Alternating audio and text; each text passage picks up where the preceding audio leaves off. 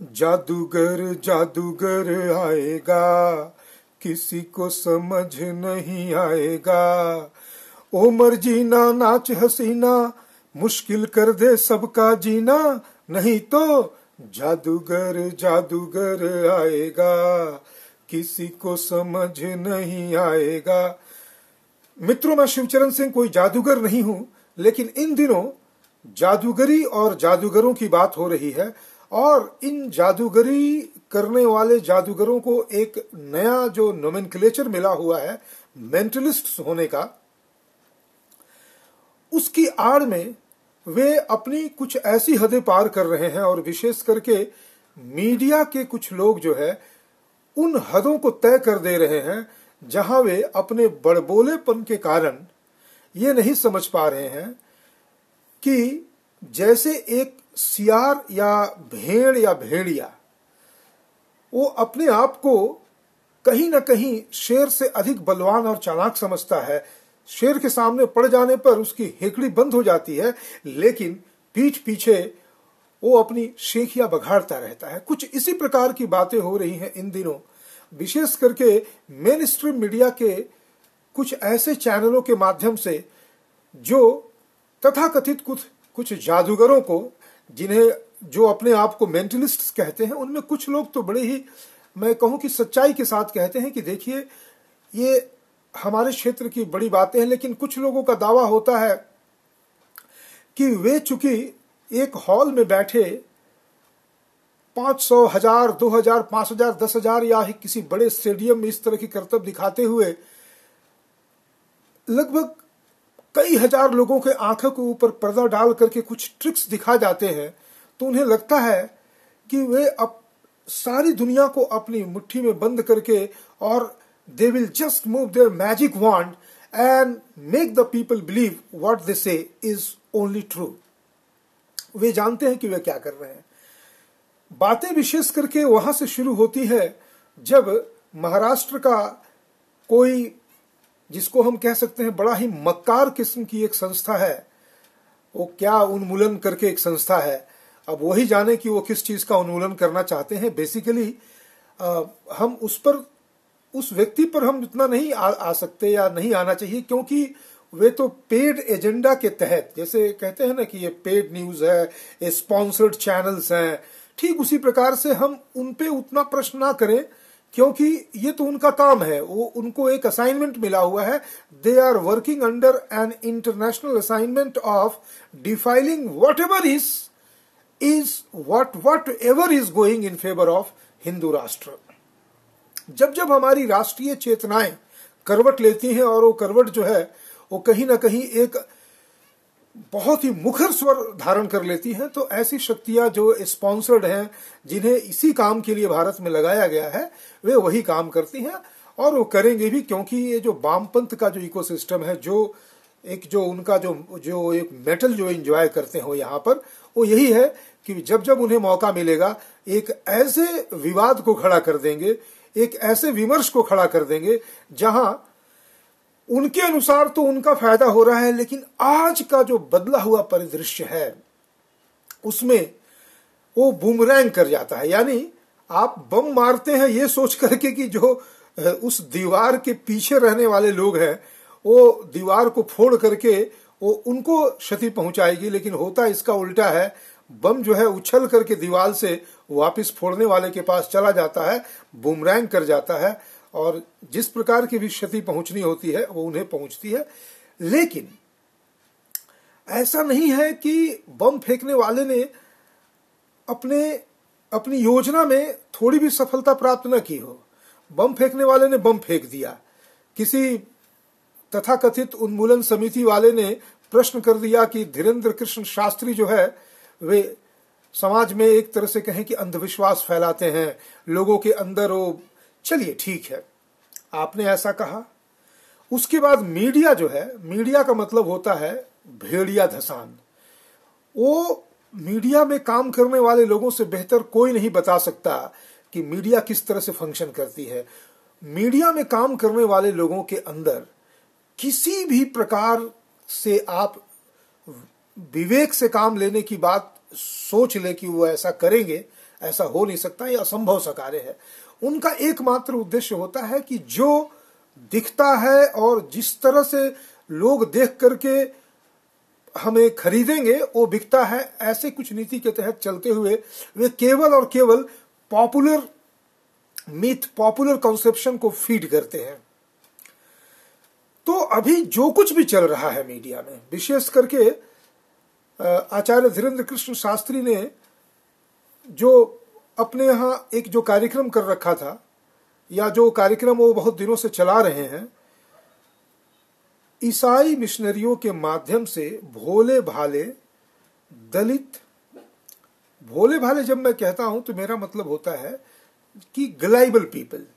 जिनके अंदर अभी जो राष्ट्रीय चेतना, जो अपनी परंपराओं के प्रति जो चेतना होनी चाहिए, उन चेतनाओं का विकास जो है वो एक तरह से कह सकते हैं ना कि विकसित विकासशील, इन दोनों से थोड़ा नीचे स्तर का रहता है, जहां वे अभी अपने उस विकासशील चेतना के एक ऐसी अवस्था में होते हैं जहां उन्हें हिला दिया जा सकता है, यानी उन्हें उनके भौतिक आवश्यकताओं के तहत झकझोर दिया जा सकता है। तो वैसे लोगों को जो ईसाई मिशनरियां, जो बेसिकली यही काम ही करती हैं भारत में, उनके पास ना कोई दूसरा काम है। अब ये सारे प्रश्न अलग हैं कि भाई एक जो पोप बैठा हुआ है रोम में, यानी वेटिकन सिटी में बैठा पोप जो है, अगर ईसाई मत को मानने वाले या ईसाई मजहब को मानने वाले लोगों की संख्या लगातार बढ़ती ही रहेगी तो उसे मिलेगा क्या? ऐसा तो है नहीं कि उसे कोई पैसे की कमी है। मिलेगा ये कि देखिए, इस दुनिया में हर आदमी ये चाहता है कि वो जो सोचता है, वो जो कहता है, वो जो करता है, वो जैसा चाहता है समाज को, वैसा ही अपने समाज को देखता है। यानी हम सभी अपने अपने फोल्ड में बढ़ोतरी होते देख करके अपने पावरफुल होने के एक जो गर्व कह ले, घमंड कह ले, उसमें वो चूर रहना चाहता है। बस इतनी ही सी बात है। आखिर जो तथाकथित जो मोहम्मद हुआ करता था, जिसने इस्लाम नामक संस्था की स्थापना की, आखिर वो क्यों चाहेगा कि दुनिया में तमाम लोग केवल और केवल इस्लाम मजहब को मानते चले? आखिर उसे मिलना क्या था? उसे जो मिलना था बस वहां मिल गया। लेकिन उसने क्यों यह कह दिया कि तुम पूरी दुनिया में फैल जाओ, गजवाए हिंद करो, तो कभी ये करो तो कभी वो करो? क्यों? क्योंकि हम अपने फोल्ड को बढ़ते हुए देखते हैं तो हमारे अंदर एक, हमारा जो जिसे कहते हैं ना कि ईगो सेटिस्फाइड होता है। और ये दुनिया में हर चीज से बड़ी चीज होती है, हर वो चीज जो हमें मिल जाए। हम कार चाहते हैं तो कार में बैठने के बाद, अब जरा देखिए ना, जो लोग एरोप्लेन में बैठते हैं,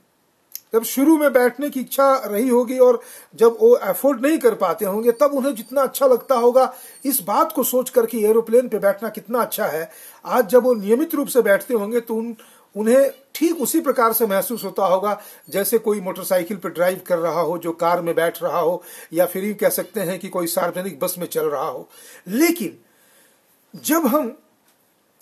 एक अपने ईगो को सेटिस्फाई कर चुके होते हैं तो हमको लगता है कि बस ये हो गया। कुछ इसी प्रकार से दुनिया में जितने भी गलीच और नीच किस्म के लोग होते हैं, वो अपनी तरह के सोच रखने वालों की संख्या को बढ़ता हुआ देखना चाहते हैं। इसीलिए ईसाई मिशनरियों का एकमात्र अभियान, दुनिया भर में ईसाइयों की संख्या बढ़ाओ। इस्लामिकों का एकमात्र जो उद्देश्य है, इस्लामियों की संख्या बढ़ाओ। वामपंथियों का एकमात्र ही सोच कि सब लोगों को राष्ट्रीयता और धर्म के पथ से विमुख करो, क्योंकि ऐसे ही लोग उनके लिए एक चारागाह होते हैं। वे चारागाह रहेंगे तो उनकी जो मंशाएं हैं वो पूरी होती रहेंगी। लेकिन इसी में जब कभी हम इस तरह की बात सोचते हैं कि जो लोग राष्ट्रीय सोच रखने वाले हैं, वे भी चाहते हैं कि दुनिया में शांति कायम रहे, लोग सुख और शांति पूर्वक रहे, ऐसे लोग जब कुछ ऐसा प्रयास करते हैं जैसा कि आचार्य धीरेन्द्र कृष्ण शास्त्री कर रहे हैं, यानी जिन्हें बहला करके, फुसला करके, प्रलोभन दे करके, उनके अभाव भरे जिंदगी का नाजायज लाभ उठा करके मदद पहुंचाने के एवज में उनसे एक तरह से कहें कि उनसे एक मुआवजा लेकर के उन्हें ईसाई मत में कन्वर्ट करते हुए, इस्लाम मत में कन्वर्ट करते हुए जो उनसे उनका लगभग समूल छीन लिया गया था, उन्हें वो धीरे धीरे करके वापस लाने लगे। तो इस चीज को किसी भी कीमत पे बर्दाश्त नहीं कर सकते थे। ऐसे में जो तथाकथित घलमूलन पलमूलन समिति टाइप के जो कौन दानव वानव टाइप का आदमी है, नाम तो उसने रखा है सम मानव करके, लेकिन वो वास्तव में वो दानव है, इसलिए दानवता का काम करता है। अब उसने बम फेंका हमारे राष्ट्रीयता वाले दीवार पर, और उसकी योजना थी कि इसके दीवार के उस पार जो लोग होंगे सभी घायल हो जाएंगे। हुआ, कुछ लोग घायल हुए, कुछ क्षति पहुंची, लेकिन वो बुमरैंग कर गया। मीडिया भी दौड़ी इसलिए थी कि चलो अच्छा मौका मिला है, आज हम इस शास्त्री जी को बता देते हैं कि आप जो कुछ भी कर रहे हैं वो बड़ा ही एक कोई ना कोई तरह की जादूगरी है। और उनकी जादूगरी का पर्दाफाश करने के लिए कुछ लोगों को टेलीविजन चैनलों पर बुला करके और उन लोगों से यह कहलवाने का प्रयास किया गया कि अब हम धीरेन्द्र कृष्ण शास्त्री का पोल खोल देंगे। अच्छा, पोल खोल दोगे? एक लड़की आती है और वो कहती है देखिए इसमें कुछ है नहीं, ये तो ट्रिक है, और ये हमारा ट्रिक थोड़ा छोटा है, उनका ट्रिक थोड़ा बड़ा है। ऐसे ही अलग अलग चैनलों पे कुछ कुछ जो तथाकथित रूप से जादूगर या मेंटलिस्ट हैं वे आते हैं और मीडिया उनकी हदें तय करता है। तो मैं इसी बात को इसीलिए इस रूप में कह रहा हूं कि मीडिया के मेंटलिस्टों की हद कहां तक है? उनकी हद सिर्फ ट्रिक तक है। वे कुछ ट्रिक, हम कभी कभी बड़ा ही मेस्मराइज्ड महसूस करते हैं जब हम टेलीविजन पे कुछ लोगों को बहुत ही अजीबोगरीब किस्म के मेंटलिज्म के कारनामे प्रेजेंट करते हुए देखते हैं। जितना सोफिस्टिकेटेड, जितनी सफाई से कोई जादूगरी दिखाई जाती है, उतना अधिक हम मेस्मराइज्ड हो जाते हैं और हमारे तरफ से एक वाव वैल्यू वाला एक तरह से कहने की एक्सक्लेमेटरी वॉइस निकलता, अरे ऐसा कैसे हुआ? किसी को किसी चीज में रख करके तुरंत गायब कर देना और फिर उसके बाद उसे खोल करके दिखाना कि देखिए, और फिर चारों तरफ से घुमा के दिखा देना, और हम ऐसे ही हमारी आंखें फटी रह जाती हैं, अरे ऐसा भी हो सकता है? हमारी आंखों के सामने इस बॉक्स के अंदर किसी को घुसाया और फिर उसमें से गायब कर दिया और वो आदमी फिर किसी दूसरी तरफ से होकर के हमारी तरफ आ जाता है। ये सारा कुछ। और फिर जब उनसे पूछो कि ये क्या कोई चमत्कार है, क्या तुमने उन्हें वहां से एकदम से मैजिक वैंड घुमा करके गायब कर दिया और दूसरी तरफ भेज करके फिर उन्हें यहां वापस बुला लाया, तो वे कहेंगे नहीं ऐसा कुछ नहीं, तो ट्रिक है,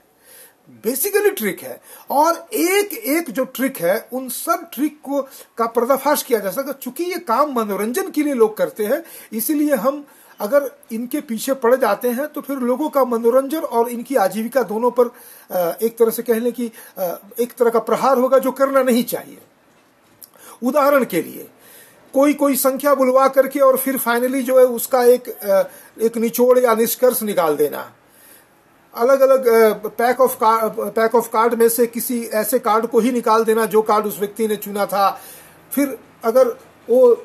उससे ये कहलवाना कि बताओ तुम किस तरह, तुम क्या सोच रहे हो, किसी दोस्त का नाम या किसी परिस्थिति विशेष में किसी तरह का प्रश्न, और फिर उसको ये कहना कि देखो तुमने जो कहा वो हम पहले ही लिख करके रखे। ये बड़ा ही सोफिस्टिकेटेड साइंस का एक ट्रिक है जिसे हम कहते हैं कि लिख करके रख दे रहे हैं।